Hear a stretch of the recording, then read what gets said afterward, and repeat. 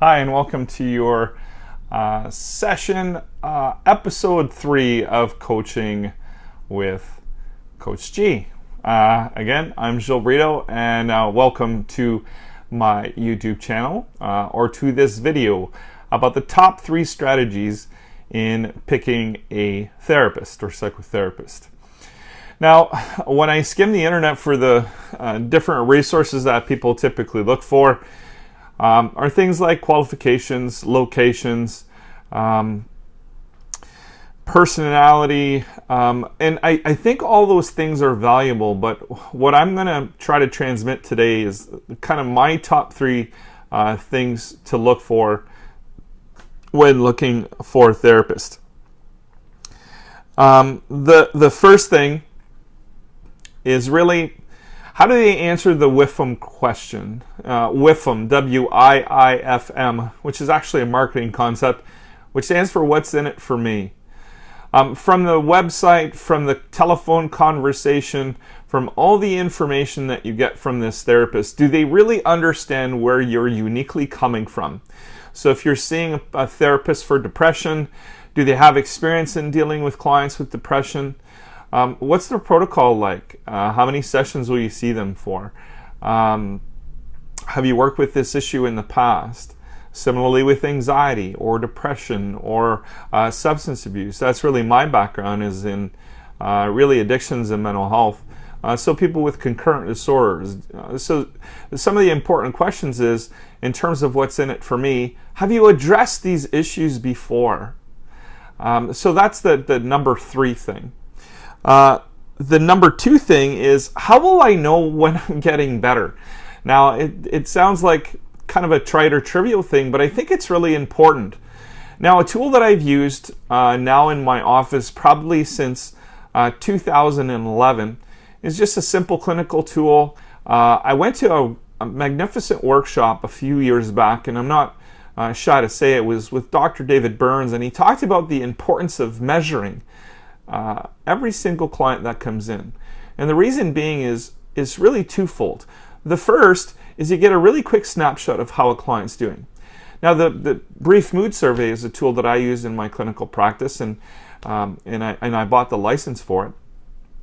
And really what it measures is depression, suicidal ideation, anxiety, anger, positive feeling towards self, and relationship with others.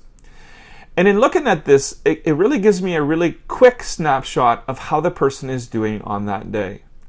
It's a great way of measuring as well how the progress through a session goes, especially if you do a pre and post test with that client. So let's say that the client comes in and their state of mind or their state of depression was at a 7, which is at a moderate level. Perhaps by the end of the session it was reduced to a 3 or a 4. Usually at the beginning of the very next session, we review their progress and how they've done, and also really key indicators in terms of what helped during the session. Sometimes in doing that is a very humbling experience for the therapist, meaning I know for some of my clients I had measured with one patient, and I thought, man, I think I did a really great job. I think this session kind of rocked. And found out in her scores that actually she was frustrated. She felt she wasn't going anywhere, and instead of getting angry, I had to do my own work about this, but instead of getting angry, I really asked a better question, which is, what can I do differently?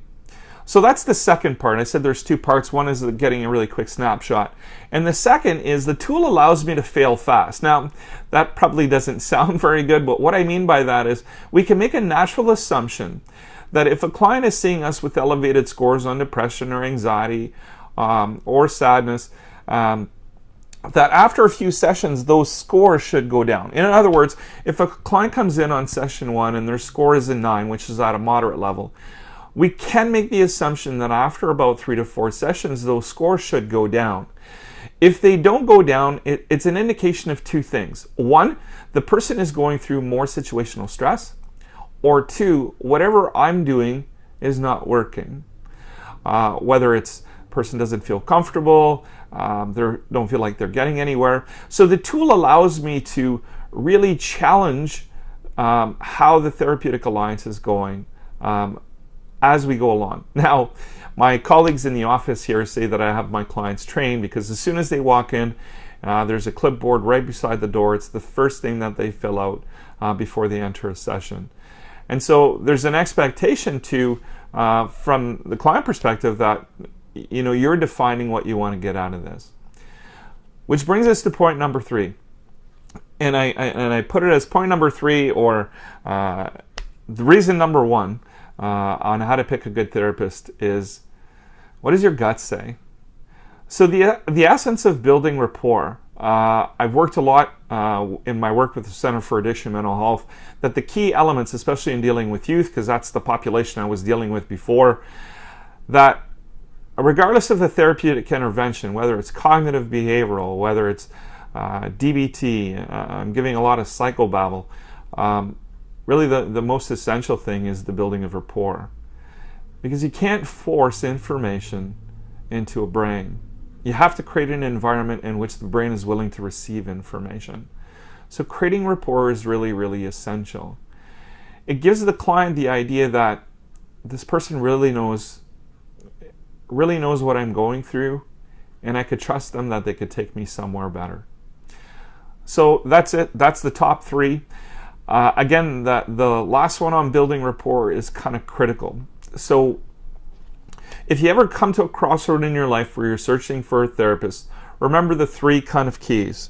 The first one, what's in it for me? Do they have similar things or similar things, have they dealt with these similar things in the past? Second, how will I know when I'm getting better? Do they have some kind of accountability to me and to themselves as to how we're progressing through session? How long is it going to take? Those kinds of questions. And lastly, what does my gut say? Do I feel comfortable in working with this person?